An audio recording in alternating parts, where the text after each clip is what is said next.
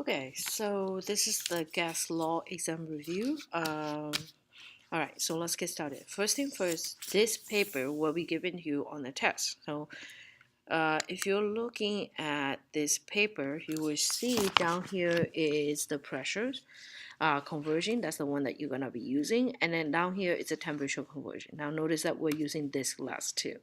Okay, for our class, I don't really care if you do 273 or 273.15. Equally, I will give you guys point because sometimes we do use 273 instead of 273.15 for the easiness. Okay, so let's get started. Take a look at the first question. So if you look at the first question, you will see that we have a Celsius, we have a temperature in a degree Celsius, and we're asking for Kelvin. So Celsius to Kelvin. If you're looking at the question again, you will see to find Kelvin, you're gonna say Celsius plus 273 or 273.15. Okay, so we're gonna do negative 25 plus 273. I'm gonna just shortcut it. Okay, now you'll see that we're subtracting. So we are subtracting, right? Because the two number are the different sign. So if the number are the same sign, you're adding the number of different sign, you're subtracting. You can also do it in a calculator, and you will see that that's gonna give you 248 Kelvin. Okay, the next one is we're giving Kelvin, we're looking for Celsius. Same thing as number one, except it's backwards. So instead of adding, we're now subtracting 273, right? So if you look here, you will see that the formula C, to find C, K minus 273, okay? So that means K is 295.0 minus 273. You can say 0.15 if you want. So again, the two signs are different, so that means you are subtracting. So let's see what we get. So you're gonna get negative 20, not negative, positive 22, because this is bigger number. So you're gonna say 22 degrees Celsius. What are vital negative? Kelvin lowest is go to 0, and so therefore Celsius lowest is go to negative 273, right? So that means Celsius could be negative number. Okay. Let me change the lighting a little bit. All right, we're back. Let's take a look. ATM to kPa. So that's the pressure. So you're gonna look in pressure area. Okay. Now notice that these are equations. That means you're doing a little train track dimensional analysis. Okay.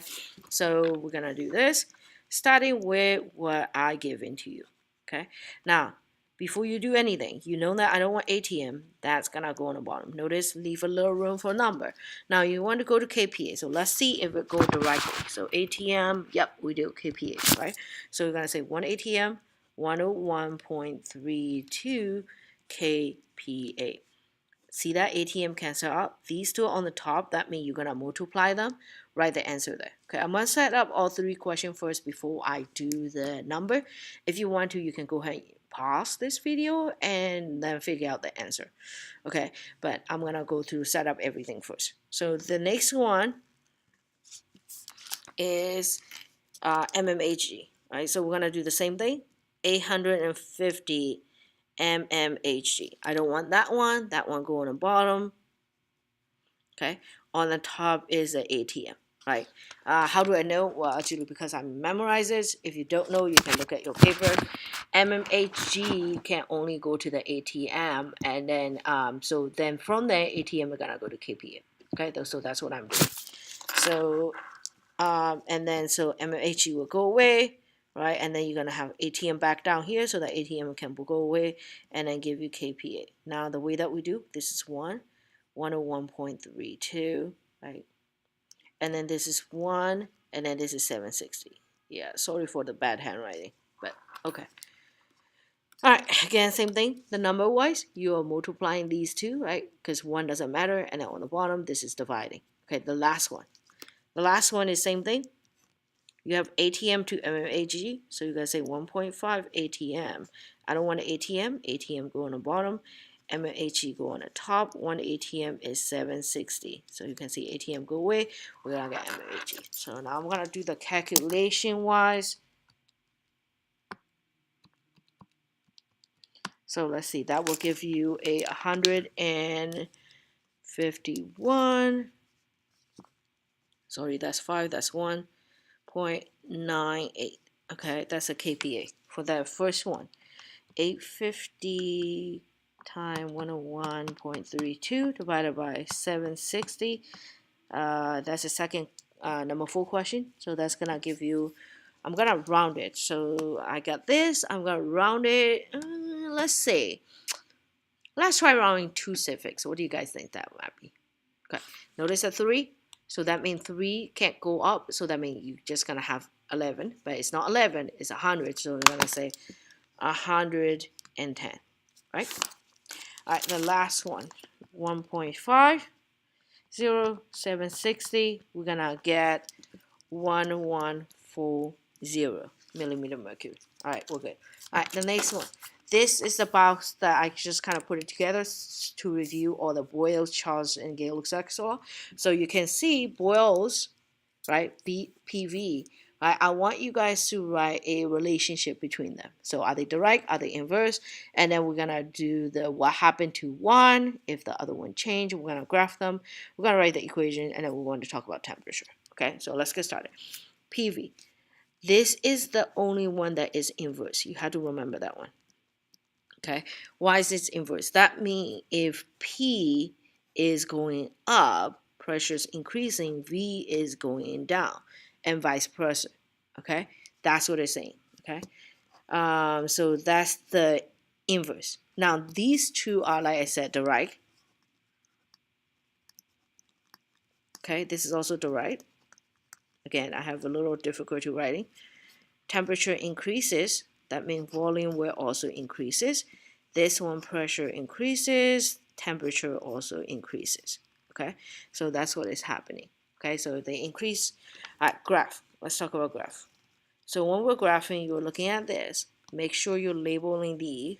So we can say pressure, volume, volume, pressure. So you can say that this is pressure, this is volume. Since we're sketching, you don't really need a number or the unit. So if you're not sketching, though, you do need the number unit. But you're sketching, you don't need it.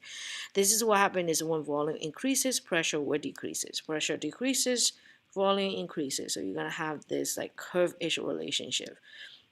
Curve graph. Yes, this is the only one that is curved, not straight line. Okay. These two are straight line. So volume and temperature, temperature and volume. Okay. And the pressure and temperature. So these are gonna look like this. Sorry, this should be straight line. Right? Straight line going this way. So that's what it's gonna have. Okay. Equation you have to remember. P1 V1 equal to P2 V2. Temperature V1 over T1 equal to V2 over T2.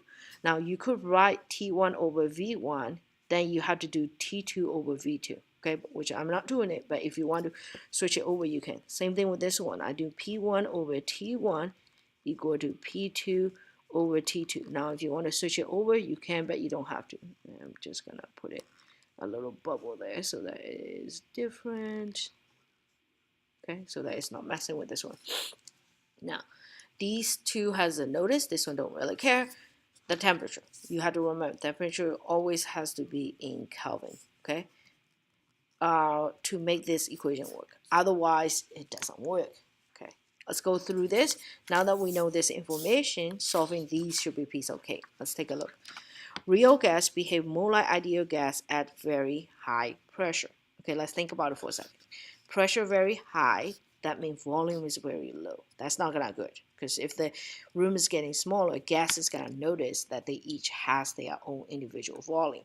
Okay, we assume one of the assumption for the gas is they don't have individual volume because they're so small compared to the side of the container. But at the high pressure, it won't make it true. So therefore, this is wrong. This should be changed to low pressure. Okay, so this is false. I'm not gonna write the whole thing. All right. For the given mass of a gas at a constant temperature, okay, T is not changing. Volume vary inversely with the pressure, okay, volume and pressure. If you're not sure, you can look up. Remember, that's the only one that is inverse, so this is true.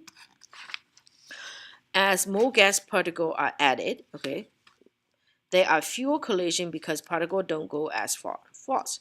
There's more stuff, that means more collision, okay? So remember, that we talk about like a kid in a bounce house. There's more kid, obviously they're gonna knock into each other more. So that's false.